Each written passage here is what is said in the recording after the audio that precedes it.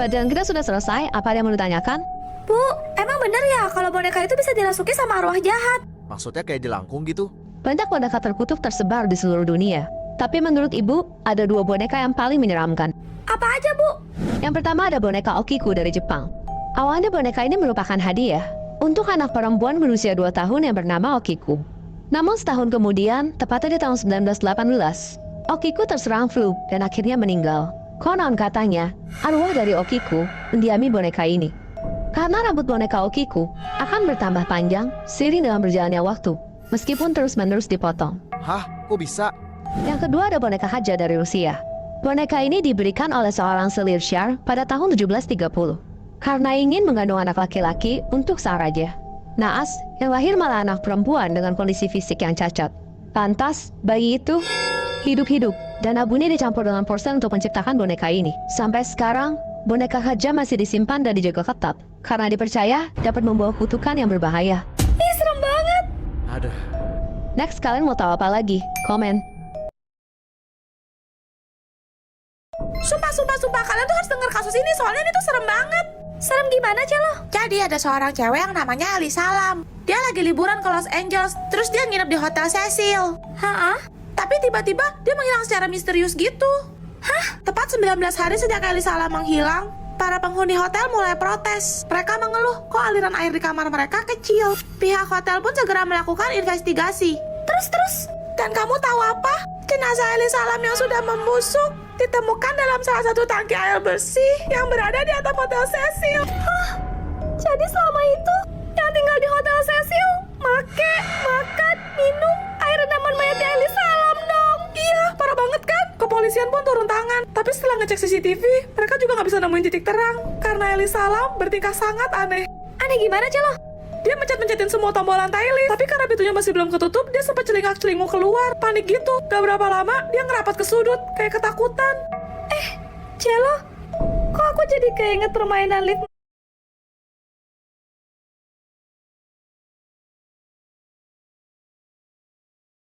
menuju dunia lain ya? Juliet, ntar malam ada pesta, lo mau ikut gak? Pernah dengar cerita Naura Altakaka gak? Enggak. Jadi, Naura Altakaka adalah seorang penyanyi asal Kuwait yang terkenal pada masanya. Dia punya band yang biasanya ngisi acara pesta kayak hajatan atau nikahan. Hah? Suatu hari ada ibu-ibu nelpon ngundang Naura sama bandnya buat tampil di acara nikahan anaknya. Ditanya dong jam berapa, dijawab sama si ibu jam 10 malam. Buset, malam amat. Awalnya si Naura juga ragu, tapi ibunya bilang berapapun bayarannya akan kami sanggupi. Wah, lo punya duit, lo punya kuasa. Di hari H, berangkatlah Naura sama timnya. Pas nyampe lokasi, mereka bingung. Kok muka para tamu undangannya pada pucat-pucat semua? Loh, kalau kondangan kan biasanya dandan menor. Yang anehnya lagi, mempelai prianya pakai baju yang kuno banget. Sedangkan pengantin wanitanya malah pakai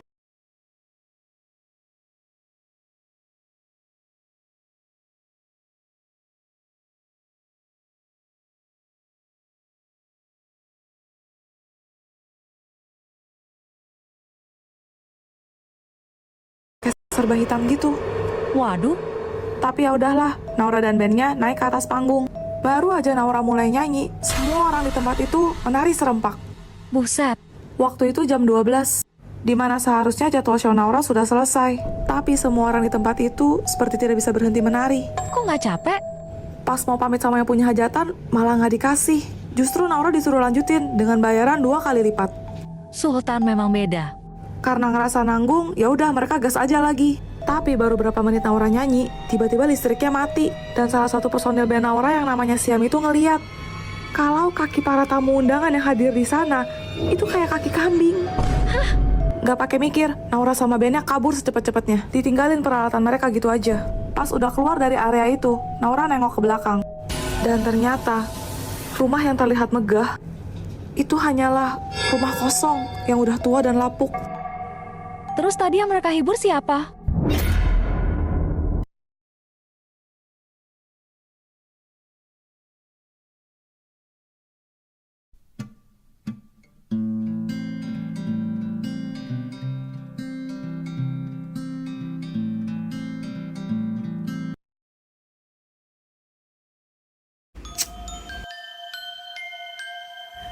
Ada seorang anak kecil yang sedang ketakutan.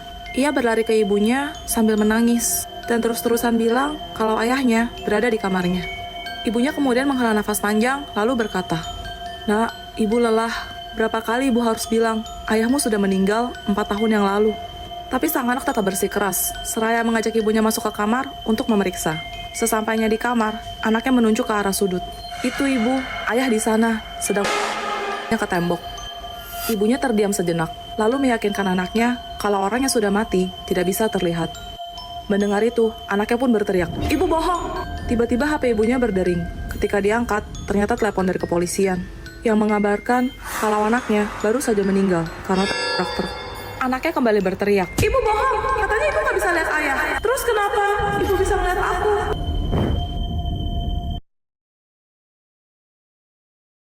Malam minggu gabut nih, main apa yuk? Lo tahu nggak, ada petak umpet yang bisa dimainin sendirian. Namanya Hitori Kakurenbo. Lah, yang satu ngumpet, yang cari siapa? Hantu. Ih, gimana caranya?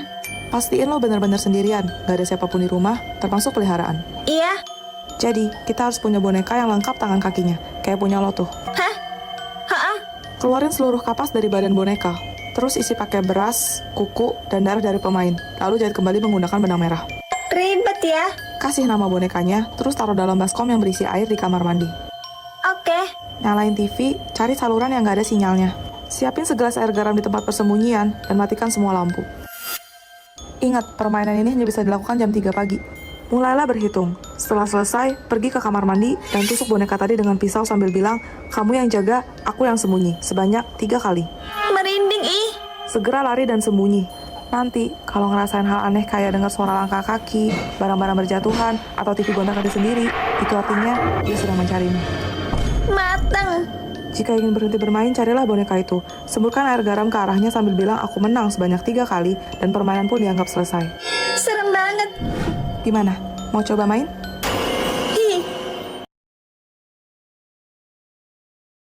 Juliet, lo tahu soal kutukan hantu teke-teke gak? Teke-teke merupakan urban legend dari negara Jepang, tentang seorang gadis remaja bernama Kashima Reiko-san yang masih duduk di bangku sekolah.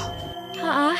Karena sifatnya yang pendiam, Kashima kurang disukai oleh teman-temannya, sehingga ia pun sampai salah seorang dari mereka meletakkan seekor jangkrik di atas pundak Kashima. Iseng banget sih. Kashima yang panik berusaha menyingkirkan jangkrik tersebut. Lalu tanpa sengaja, ia terjatuh ke atas rel kereta api yang segera menyambar dan melindasnya hingga tewas. Astaga. Badannya seketika terbelah menjadi 2 bagian. Itulah alasannya mengapa arwahnya penuh dengan rasa dendam. Aduh. Sosok teke-teke digambarkan merangkak dengan menyeret bagian atas tubuhnya menggunakan siku.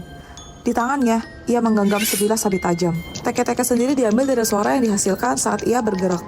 Terus kutukannya? Konon katanya, dalam sebulan, siapapun yang mendengarkan cerita ini akan didatangi oleh hantu teke-teke. Matang. Terus kenapa lu ceritain ke gue dah? Ini yang penting, waktu kamu bertemu teke-teke, jangan lari, karena ia bisa mengejarmu dengan cepat. Sekalinya kamu tertangkap, ia akan menghabisimu. Tenanglah.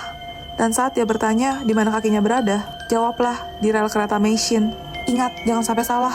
Kalau tidak, ia akan mengambil kedua kakimu sebagai gantinya. Juliet, kok tidak takut nih? Bentar. Tapi tenang aja, teke-teke kan cuma ada di Jepang.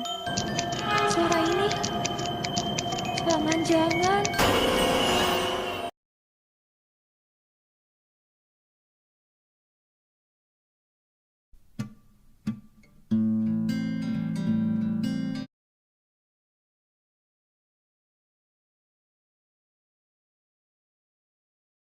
Pada tahun 1947 di Cina, ada sebuah bis dengan rute Panmiken Xiangshan. Ini adalah bis terakhir yang beroperasi malam hari itu.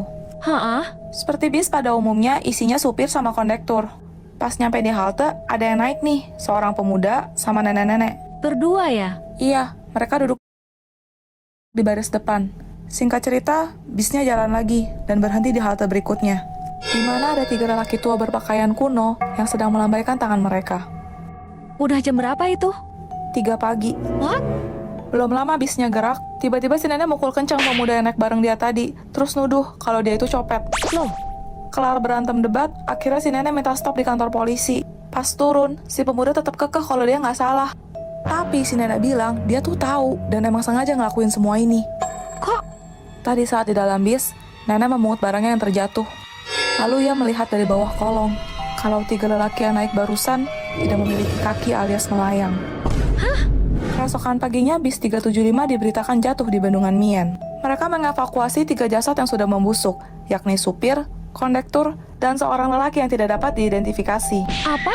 Yang anehnya lagi, isi tangki bis itu bukanlah bensin, melainkan darah. Lalu ketika polisi mencari pemuda dan sang nenek untuk dimintai keterangan, mereka berdua ditemukan sudah dalam keadaan tak waras. Maksudnya gangguan jiwa gitu? Jadi, masih berani naik bis malam-malam. Iya ya, akhirnya malam minggu ini bisa sama pacar. Denger nggak? Apaan? Kayak suara anak ayam. Kalian tahu nggak, mitosnya itu adalah penanda adanya kehadiran makhluk halus di sekitar kita. Ih, Beb, takut. Tenang, Beb. Ada aku. Konon katanya, kalau suaranya kencang, artinya dia masih jauh. Tapi kalau suaranya pelan, dia lagi berada tepat di sebelah lo. Anjir, diam lah lu Snow. Nggak lucu tahu. Jadi merinding kan gua. Terus kalau tiba-tiba cium bau minyak wangi tanpa sumber yang jelas dan aromanya nggak wajar, Itu pertanda kedatangan pocong. Tapi gue juga pernah dengar, kalau ada bau singkong bakar, tandanya ada genderuwo. Aku inget, nenek aku dulu cerita, kalau ada bunyi dentuman batu jatuh di atas atap, itu artinya ada yang ngirimin ilmu hitam, semacam santet gitu. Seru nih, apalagi? oh iya, suara orang nyapu malam-malam. Pokoknya, jangan pernah lo iseng buka pintu buat ngecek. Kenapa emangnya? Katanya, itu suara rambut panjang kuntilanak yang terseret di lantai. Ya nggak mungkin lah, kan?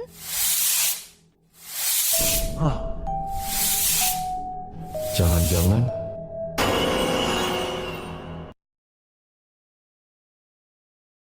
Malam minggu mendung kelabu.